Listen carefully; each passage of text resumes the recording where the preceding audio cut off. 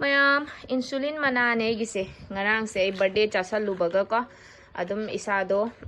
keno ta hodre ba mithi shooting hodre ba ko ise adasi insulin manane ba aina he ini se ado insulin mana se mayam ani ama sida ina samaga tinga thamme ko ado si je pat pat launa thatlaga phutka doini sing glass amda aduga mayam si insulin mana se khoi diabetes patient da yam phai ko insulin kap nei do si dum mi je anauba mana maton anauba do aduso dum kem phutpi khopi kem tawde sau sau ju sai nei ko aduga mayam si se dum ne mana khara anauba khallaga ne kangsoi thonga chabasu yam hawe hai si dang si tawredana dum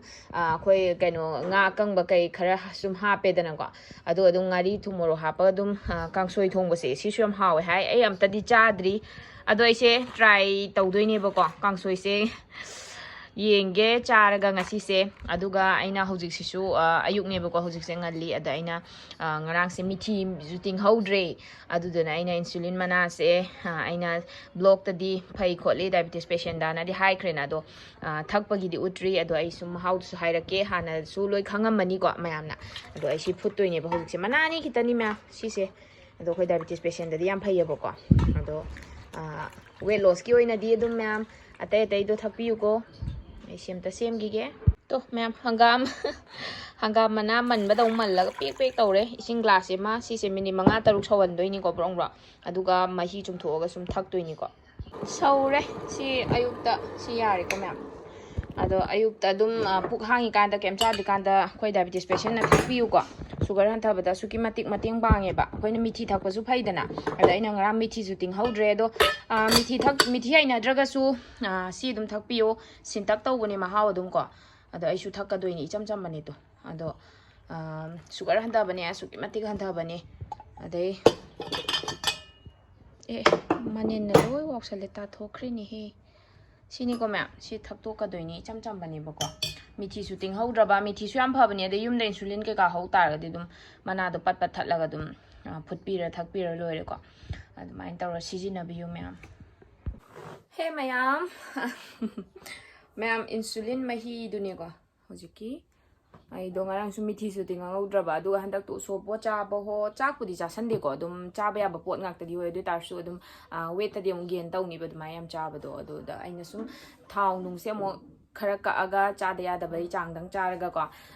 poto cha ba ya ba poto or su deep fry gum ba du da do mu cha da bi da bora du da do sa ba ya ta ga sung cha ro ge weight ta dum ya de ba khu di jar no khat pa mi oi ba du ga di diabetes patient su oi dana ho in sugar da budi ga shu kai ba pot am ta leite ko ina cha sali do adum kem kai ba leite du aina amu ko di kitang numini ni humni ga sa ba da bhak ka kai khat kam khat pa to hekta noi han ba je thu ba da dum ma mi ne ba ko ma'am marak ta su soi dana yarom gani khale aduga mu aina isa je sengdo ke na taw bani aduna ngarang du su aina mithi du ting haudre ba ko adu da sum amu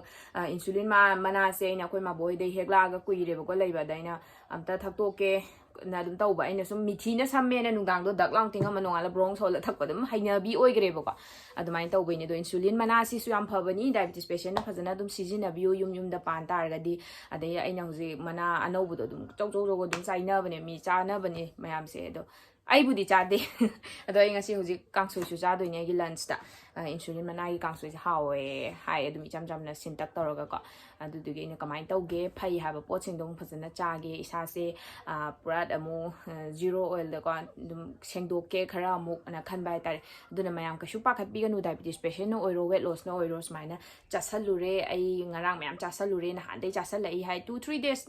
adum lep tana cha gi tar ga su ko chaba ya ba pot ta so mu kitang henjan na sasan gi tar ga su ne adum isa do sengdok piyo ba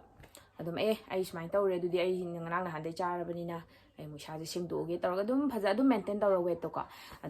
adumai dum cha se ba ko doni me ai su si thak to kare thak to ki ge sa su sari sin bane ba sil le ba ko sintak tawra ka su kai de diabetes patient yam phai do weight loss ki na dum atai tai jira thai ba mithi thai ba dum loi thak pi yo ba ko loi ya ba pot ngak ta ne ba aduga weight loss ki mi na bu insulin bu di thak na de ko adeni ma'am ai su thak to ki ge ma'am da sum ai su thai ha ba du ut pai wani da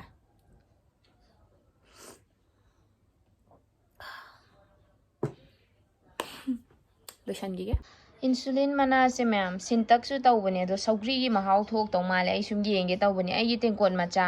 ꯑꯃꯈꯛ ꯊꯣꯡꯗꯣꯏꯅꯤ ꯅꯄꯥꯛꯄꯤ ꯈꯤꯇꯪ ꯍꯥꯞꯄꯅꯤ ꯁꯤ ꯉꯥꯁꯤ ꯈꯤꯇꯪ ꯍꯥꯞꯄꯅꯤ ꯑꯗꯨꯒ ꯑꯗꯨꯝ ꯉꯥꯔꯤ ꯊꯨꯝ ꯃꯣꯔꯣꯛ ꯑꯗꯨꯝ ꯍꯥꯞꯇꯣꯏꯅꯤꯀꯣ ꯀꯥꯡꯁꯣꯏ ꯊꯣꯡꯕ ꯆꯞ ꯃꯥꯟꯅꯩ ꯑꯇꯩ ꯑꯇꯣꯞꯄꯗꯤ ꯍꯥꯞꯆꯜꯂꯔꯣꯏ ꯑꯗꯨꯝ ꯃꯌꯥꯝ ꯉꯔꯥꯡꯁꯨ ꯕꯔꯊꯗꯦ ꯀꯩꯀꯥ ꯆꯠꯁꯜꯂꯨꯕꯩ ꯑꯗꯨꯝ ꯆꯥꯁꯟ ꯊꯛꯆꯟꯕꯗꯣ ꯑꯗꯨꯝ ꯍꯟꯗꯛꯇꯤ ꯎꯁꯣꯞ ꯀꯩꯀꯥꯁꯨ ꯆꯥꯏ ꯑꯗꯨꯅ ꯑꯩꯅ ꯉꯁꯤꯗꯤ ꯄꯨꯔꯥ ꯖꯤꯔꯣ ꯑꯣꯏꯜꯗ ꯑꯩꯁꯦ ꯊꯥꯎ ꯅꯨꯡꯁꯦ ꯑꯃꯨꯛ ꯈꯤꯇ ꯀꯛꯀꯦ ꯀꯩꯝ ꯆꯥꯔꯣꯏꯒꯦꯅ ꯇꯧꯕꯅꯦꯕꯀꯣ ꯑꯩꯁꯨ ꯋꯦꯠ ꯒꯦꯟ ꯇꯧꯕꯁꯨ ꯌꯥꯝ ꯊꯨꯒꯟꯕ ꯃꯤ ꯑꯣꯏꯌꯦꯕ ꯑꯗꯨꯅ ꯑꯩꯈꯣꯏ ꯏꯁꯥꯁꯦ ꯁꯦꯡꯗꯣꯛꯇꯕ ꯌꯥꯗꯦꯀꯣ ꯑꯗꯨꯝ ꯑꯍꯥꯎ ꯆꯥꯀꯥꯟꯗꯁꯨ ꯑꯗꯨꯝ ꯆꯥꯔꯤꯗꯨꯅꯤ ꯑꯗꯨꯅ ꯑꯩ ꯁꯤꯁꯦ ꯉꯁꯤꯁꯦ ꯑꯝꯇꯪ ꯇꯦꯁꯁꯨ ꯇꯧꯒꯦ ꯑꯝꯇꯁꯨ ꯆꯥꯗ꯭ꯔꯤꯅ ꯑꯩ ꯁꯤ ꯊꯣꯡꯒꯗꯣꯏꯅꯤ ꯃꯌꯥꯝ ꯑꯩꯒꯤ ꯇꯦꯡꯀꯣꯠ ꯃꯆꯥ ꯑꯃꯈꯛꯇꯪ ꯊꯣꯡꯗꯣꯏꯅꯤꯀꯣ ꯑꯗꯨꯝ ꯃꯌꯥꯝꯁꯨ ꯁꯤ ꯏꯟꯁꯨꯂꯤꯟ ꯃꯅꯥꯁꯦ ꯑꯩ ꯏꯊꯟꯗꯒꯤꯅꯦ ꯑꯗꯣ ꯃꯅꯥ 3 ꯈꯤꯇꯅꯤꯀꯣ ꯑꯗꯨꯝ ꯈꯤꯇꯪ ꯅꯧꯇꯛ ꯇꯧꯕꯗꯣ ꯈꯜꯂꯒ ꯑꯗꯨꯝ ꯊꯣꯡꯕꯤꯌꯣꯕꯀꯣ ꯑꯗꯨꯝ ꯃꯔꯛ ꯃꯔꯛꯇ ꯑꯗꯨꯝ ꯁꯨꯃꯥꯏꯅ ꯑꯗꯨꯝ ꯆꯥꯊꯣꯛꯄ ꯌꯥꯏ ꯌꯦꯡꯒꯦ ꯃꯍꯥꯎ ꯑꯗꯨꯝ ꯍꯥꯏꯔꯛꯀꯦ ꯃꯌꯥꯝꯗ ꯍꯥꯎꯏ ꯍꯥꯎꯇꯦ ꯐꯕꯗꯨꯒꯤ ꯋꯥꯅꯤꯗ ꯃꯌꯥꯝ ꯍꯥꯎꯕ ꯍꯥꯎꯇꯕꯩ ꯅꯠꯇꯦꯀꯣ ꯑꯩꯒꯤ ꯏꯟꯁꯨꯂꯤꯟ ꯃꯅꯥ ꯀꯥꯡꯁꯣꯏ ꯂꯣꯏꯁꯜꯂꯛꯑꯦ ꯃꯌꯥꯝ ꯃꯔꯛ ꯃꯔꯛꯇ ꯁꯨꯃꯥꯏ ꯁꯨꯝ ꯊꯣꯡꯉ ꯆꯥꯕꯤꯌꯨ ꯃꯅꯝꯁꯤꯁꯨ ꯄꯨꯔꯥ ꯁꯧꯒ꯭ꯔꯤ ꯊꯣꯡꯕ ꯃꯅꯝꯅꯤ ꯅꯝꯃꯤꯁꯦ ꯃꯍꯥꯎꯁꯨ ꯁꯧꯒ꯭ꯔꯤꯒ ꯆꯞ ꯃꯥꯟꯅꯔꯅꯤ ꯈꯪꯉꯦ ꯀꯥꯔꯣꯠ ꯑꯈꯥꯕꯤ ꯉꯧꯒꯦ ꯁꯥꯡ ꯁꯥꯡꯅ ꯀꯛ ꯀꯦꯝ ꯍꯥꯞꯄꯣꯏ ꯃꯌꯥꯝ ꯊꯨꯝꯗꯪ ꯈꯤꯇꯪ ꯆꯥꯏꯔ ꯇꯣꯛꯇꯣꯏꯅꯤ ꯌꯥꯔꯦ ꯃꯌꯥꯝ ꯑꯩꯒꯤ ꯂꯟꯆꯅꯤꯀꯣ ꯀꯥꯔꯣꯠ ꯑꯈꯥꯕꯤ ꯑꯃ ꯂꯩꯔꯦ ꯏꯟꯁꯨꯂꯤꯟ ꯃꯅꯥ ꯀꯥꯡꯁꯣꯏ ꯑꯃ ꯂꯩꯔꯦ ꯍꯥꯎꯗꯣꯔꯤ ꯑꯗꯩ ꯆꯝꯐꯨꯠ ꯑꯃ ꯂꯩꯔꯦ ꯆꯥꯛꯗꯨꯝꯁꯤꯒ ꯁꯤꯅꯦꯕꯀꯣ ꯃꯌꯥꯝ ꯀꯞꯄꯨ ꯀꯞꯅꯤꯡꯉꯦ ꯑꯩꯒꯤ ꯉꯁꯤꯒꯤ ꯃꯊꯦꯜꯁꯦ ꯆꯝꯐꯨꯠ ꯃꯉꯥꯏꯔꯦ ꯍꯥꯎꯗꯣꯏꯁꯦ ꯑꯁ ꯈꯥꯕꯣ ꯍꯣ ꯁꯤꯟꯕꯣ ꯇꯧꯗꯣꯏꯅꯦꯕꯀꯣ ꯑꯗꯣ ꯑꯩ ꯆꯥꯊꯣꯛꯈꯤꯒꯦ ꯑꯗꯣ ꯑꯩ ꯑꯝꯇꯪ ꯆꯥꯕꯩ ꯄꯨꯔꯥ ꯇꯤꯎꯂꯥꯔꯣꯏꯒꯦ ꯃꯍꯤ ꯑꯝꯇ ꯊꯛꯑꯒ ꯌꯦꯡꯒꯦꯀꯣ ꯃꯍꯥꯎꯁꯦ ꯄꯨꯔꯥ ꯁꯧꯒ꯭ꯔꯤ ꯊꯣꯡꯕꯗꯨꯅꯦ ꯑꯩꯅ ꯍꯥꯏꯁꯤꯅꯤ ꯃꯌꯥꯝ ꯑꯩ ꯀꯥꯡꯁꯣꯏꯒꯤ ꯑꯣꯏꯅꯗꯤ ꯑꯍꯥꯟꯕꯅꯤ ꯆꯥꯗꯣꯏꯁꯦ ꯑꯗꯣ ꯑꯩ ꯃꯄꯪꯁꯦ ꯌꯥꯝ ꯀꯟꯗꯤ ꯆꯥꯗꯧ ꯃꯥꯟꯗꯦ ꯆꯥꯕ ꯂꯣꯏꯕꯩꯗꯤ ꯃꯄꯪꯁꯦ ꯀꯌꯥꯝ ꯂꯦꯝꯒꯦ ꯌꯦꯡꯒꯦꯕꯀꯣ ꯁꯤ ꯈꯤꯇꯅꯦꯕ ꯃꯍꯤꯁꯤꯃꯗꯤ ꯑꯗꯨꯝ ꯑꯩꯈꯣꯏ ꯁꯧꯒ꯭ꯔꯤꯗꯤ ꯌꯥꯝ ꯄꯥꯝꯃꯦꯕꯀꯣ ꯑꯗꯨꯅ ꯀꯥꯡꯁꯣꯏꯁꯤꯃꯗꯤ ꯇꯁꯦꯡꯅ ꯍꯥꯎꯔꯅꯤ ꯑꯈꯥꯕꯤꯁꯦ ꯂꯣꯏ ꯆꯥꯉꯝꯗꯣꯔꯤꯕ꯭ꯔꯥ ꯈꯪꯗꯦ ꯑꯩꯅꯅꯦ ꯁꯨꯃꯥꯏꯅ ꯍꯦꯛꯇ ꯇꯟꯂꯦꯅꯅꯦꯀꯣ ꯑꯗꯨꯅ ꯑꯩꯅ ꯖꯨꯁꯁꯦ ꯃꯔꯛ ꯃꯔꯛꯇ ꯊꯛꯄꯅꯦꯕ ꯍꯞꯇꯥ ꯑꯃꯗ ꯑꯃꯨꯔꯛ ꯑꯃ ꯀꯩꯃꯀꯣ ꯀꯩꯒꯤꯅꯣꯗ ꯑꯈꯥꯕꯤ ꯆꯥ ꯂꯩꯕꯗꯨꯅ ꯍꯦꯟꯅ ꯇꯜꯂꯦꯕ ꯀꯥꯔꯣꯠ ꯑꯈꯥꯕꯤꯗ ꯁꯤꯒꯤ ꯑꯁꯥꯡꯕꯤꯁꯦ ꯌꯥꯝ ꯈꯥꯏꯌꯦꯕ ꯃꯇꯨꯝꯗꯨꯅ ꯐꯩꯌꯦꯕ ꯃꯌꯥꯝꯁꯨ ꯈꯪꯉꯝꯅꯤꯕ ꯑꯗꯨꯅ ꯍꯦꯛꯇꯅꯦ ꯁꯤꯒꯤꯗꯣ ꯑꯩꯅ ꯇꯛꯈꯥꯏꯔꯒ ꯊꯛꯏꯗꯣ ꯑꯗꯨꯗꯨꯅ ꯋꯥꯏ ꯑꯃ ꯁꯪꯉꯦꯕ ꯒꯨꯔ ꯂꯥꯎꯅ ꯈꯥꯔꯁꯨ ꯈꯥꯔ ꯊꯛꯆꯟꯈꯤꯕꯗꯣ ꯁꯤꯗꯤꯅꯦ ꯁꯥꯏꯗꯕꯁꯨ ꯌꯥꯗꯦ ꯌꯣꯠꯄꯁꯨ ꯌꯥꯗꯕꯅꯤꯅ ꯌꯥꯝ ꯋꯥꯏ ꯈꯥꯗꯦ ꯈꯥꯏ ꯑꯩ ꯕꯤꯠ ꯌꯥꯝ ꯂꯩꯇ꯭ꯔꯦ ꯃꯌꯥꯝ ꯆꯔꯥ ꯍꯦꯟꯕꯅ ꯐꯗꯣꯏꯔꯥ ꯈꯪꯗꯦ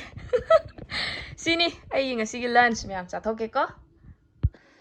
ꯃꯌꯥꯝ ꯉꯝꯗ꯭ꯔꯦ ꯑꯈꯥꯕꯁꯦ ꯑꯩ ꯆꯝꯐꯨꯠꯇꯨꯝꯗꯤ ꯐꯖꯅ ꯆꯥꯔꯦ ꯑꯈꯥꯕꯁꯦ ꯑꯩꯅꯦ ꯑꯗꯨꯝ ꯒ꯭ꯔꯥꯏꯟ ꯇꯧꯔꯒ ꯑꯣꯏꯅꯅꯦ ꯑꯩ ꯖꯨꯁ ꯑꯣꯏꯅ ꯊꯛꯆꯔꯒꯦ ꯑꯩ ꯑꯁ ꯌꯥꯝ ꯋꯥꯏꯑꯦ ꯁꯤꯁꯦ ꯈꯥꯡꯕ ꯃꯪꯒꯟ ꯃꯄꯨꯝ ꯑꯇꯤꯡꯕꯒ ꯇꯧꯔꯒ ꯉꯧꯔ ꯆꯥꯗꯤ ꯑꯗꯨꯝ ꯑꯗꯨꯒ ꯌꯥꯅ ꯆꯥꯈꯤꯕꯗꯣ ꯍꯥꯎꯋꯦꯕ ꯑꯗꯩꯗꯤ ꯆꯥꯛꯇꯨꯝꯁꯨ ꯌꯥꯎꯗ꯭ꯔꯦ ꯆꯥꯛꯗꯨꯝꯗꯨꯒ ꯆꯥꯛꯇꯨ ꯌꯥꯝ ꯌꯥꯎ ꯇꯥꯔꯗꯤ ꯆꯥꯛꯀ ꯌꯣꯝꯃ ꯆꯥꯔꯁꯨ ꯑꯗꯨꯝ ꯈꯔ ꯐꯕꯅꯦꯕ ꯑꯗꯣ ꯑꯩ ꯉꯝꯃꯔꯣꯏ ꯑꯩ ꯃꯁꯤ ꯑꯃꯨꯛ ꯍꯟꯅ ꯆꯥꯔꯣꯏ ꯑꯩ ꯇꯜꯂꯦ ꯃꯪꯒꯟꯒꯒ ꯌꯥꯎꯗꯗꯤ ꯇꯣꯛꯑꯦ ꯑꯗꯨꯒ ꯁꯤꯁꯦ ꯌꯥꯝ ꯍꯥꯎꯋꯦ ꯃꯌꯥꯝ ꯊꯥꯖꯗꯦ ꯑꯩ ꯍꯥꯏꯖꯅꯕ ꯅꯠꯇꯦ ꯌꯥꯝ ꯍꯥꯎꯋꯤ ꯆꯥꯔ ꯌꯦꯡꯕꯤꯌꯣ ꯃꯍꯤꯗꯣ ꯂꯣꯏ ꯊꯛꯈ꯭ꯔꯦꯕꯀꯣ ꯑꯗꯣ ꯃꯅꯥꯁꯤꯗꯤ ꯑꯃꯅꯤ ꯆꯥꯔꯒꯅꯦ ꯁꯤꯟꯁꯨ ꯁꯤꯜꯂꯦ ꯑꯗꯨꯗ ꯑꯩꯅ ꯑꯗꯨꯝ ꯁꯧꯒ꯭ꯔꯤ ꯃꯅꯥ ꯆꯥꯕꯗꯣ ꯑꯗꯨꯒ ꯆꯞ ꯃꯥꯟꯅꯩꯌꯦ ꯑꯗꯣ ꯑꯩ ꯆꯥꯁꯟꯗ꯭ꯔꯦ ꯃꯄꯪꯁꯤꯗꯤ ꯃꯍꯤꯗꯣ ꯂꯣꯏ ꯊꯛꯇꯣꯛꯈ꯭ꯔꯦ ꯊꯥꯡꯒꯠꯂꯒ ꯆꯝꯐꯨꯠꯇꯨꯝ ꯐꯖꯅ ꯆꯥꯔꯦ ꯁꯤꯅꯤ ꯃꯌꯥꯝ ꯑꯩ ꯃꯇꯨꯡꯗ ꯃꯁꯤ ꯃꯪꯒꯟꯒꯒ ꯌꯥꯎꯗꯗꯤ ꯆꯥꯛ ꯆꯥꯗꯕꯤ ꯑꯩꯅ ꯆꯥꯖꯔꯔꯣꯏ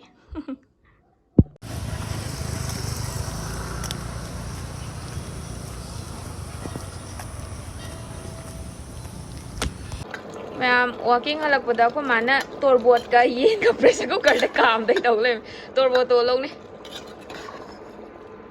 ꯑꯁ ꯇꯣꯔꯕꯣꯠ ꯍꯥꯞꯄꯦ ꯑꯁ ꯌꯦꯟ ꯊꯣꯡꯉꯒ ꯇꯣꯔꯕꯣꯠ ꯍꯥꯞꯄꯁꯦ ꯑꯍꯥꯟꯕꯅꯤꯍꯦ ꯃꯌꯥꯝ ꯆꯤꯅ ꯗꯤꯅꯔ ꯇꯧꯔꯅꯤ ꯆꯥꯛ ꯌꯥꯎꯗꯕꯤ ꯉꯁꯥꯏ ꯆꯝꯐꯨꯠ ꯈꯔꯒ ꯂꯩꯔꯤ ꯇꯣꯔꯕꯣꯠ ꯑꯗꯨꯒ ꯇꯧꯔꯒꯦ ꯍꯥꯏ ꯃꯌꯥꯝ ꯑꯩꯁꯦ 10,000 ꯁ꯭ꯇꯦꯞꯁꯦ ꯆꯠꯂꯨꯔ ꯍꯜꯂꯛꯑꯦ ꯑꯗꯣ ꯑꯩ ꯉꯥꯛꯇꯪꯅꯦꯕꯀꯣ ꯑꯩꯅ ꯆꯦꯟꯕꯗꯤ ꯑꯗꯣ ꯍꯜꯂꯛꯄꯗ ꯃꯃꯥꯅ ꯆꯤꯛꯀꯟꯁꯨ ꯊꯣꯡꯉꯝꯃꯦ ꯑꯁꯤ ꯆꯥꯔꯒ ꯆꯝꯐꯨꯠꯁꯨ ꯂꯩ ꯉꯁꯥꯏꯒꯤꯀꯣ ꯑꯗꯣ ꯑꯗꯨꯃꯥꯏꯅ ꯇꯧꯔ ꯗꯤꯅꯔꯁꯦ ꯑꯗꯨꯝ ꯂꯣꯏꯁꯜꯂꯅꯤ ꯑꯗꯨꯒ ꯃꯌꯥꯝ ꯑꯗꯨꯝ ꯑꯩ ꯃꯔꯛꯇ ꯉꯁꯥꯏꯒꯤ ꯂꯟꯆꯇꯨꯁꯨ ꯐꯖꯅ ꯆꯥꯗꯦꯗꯅ ꯍꯣꯏ ꯉꯁꯤꯕꯨꯗꯤ ꯑꯩ ꯌꯥꯝ ꯆꯥꯕꯩ ꯆꯥꯡꯗꯤ ꯍꯟꯊꯔꯦ ꯑꯗꯨꯕꯨ ꯁꯤꯅꯃꯟ ꯋꯥꯏꯠ ꯇꯤꯒꯨꯝꯕꯗꯤ ꯑꯗꯨꯝ ꯊꯛꯏꯀꯣ ꯑꯗꯩꯗꯨꯝ ꯃꯌꯥꯝꯁꯨ ꯑꯗꯨꯝ ꯑꯗꯨꯗꯪ ꯆꯥꯏꯔꯥ ꯀꯥꯏꯅ ꯈꯟꯕꯁꯨ ꯌꯥꯎꯔꯝꯅꯤꯕꯀꯣ ꯑꯗꯨꯗꯪ ꯅꯠꯇꯦ ꯑꯗꯨꯝ ꯕꯨꯂꯦꯠ ꯄ꯭ꯔꯨꯐ ꯀꯣꯐꯤ ꯊꯛꯄꯁꯨ ꯌꯥꯎꯏ ꯑꯗꯨꯃꯥꯏꯅ ꯇꯧꯔ ꯃꯍꯤ ꯌꯥꯝ ꯊꯛꯑꯦꯕ ꯉꯁꯤꯗꯤ ꯑꯗꯨꯃꯥꯏꯅ ꯑꯣꯏꯅ ꯇꯧꯔꯦ ꯑꯗꯨꯒ ꯗꯤꯅꯔꯗꯣ ꯑꯗꯨꯃꯥꯏꯅ ꯇꯧꯔ ꯂꯣꯏꯁꯜꯂꯒꯦ ꯃꯌꯥꯝ ꯑꯗꯣ ꯈꯨꯃꯟ ꯂꯝꯄꯥꯛꯇ ꯑꯩꯅ ꯆꯠꯂꯨꯕꯅꯦ ꯑꯩꯁꯦ ꯑꯗꯣ ꯁ꯭ꯇꯦꯞꯁꯦ ꯀꯩꯅꯣ ꯄꯨꯡ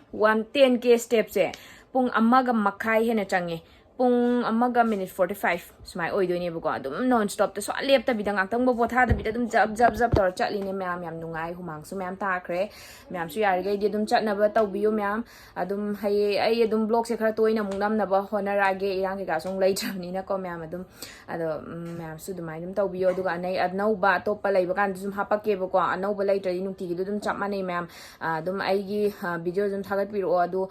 video yengdje khoju tanjalak pa yawe ga dum haibirak pa yawe bako ado tanbiganu adum tawbiyo aisu anauba leir kan dum hapake ba ngasi su dum insulin kangsoi ga da thonga ga in happy dana ko adu gi ne bako myam aduni myam blog se matan sta lo shalage dinner dum di pra udlaroge adumai tawrage myam ngasi gi di myam bye bye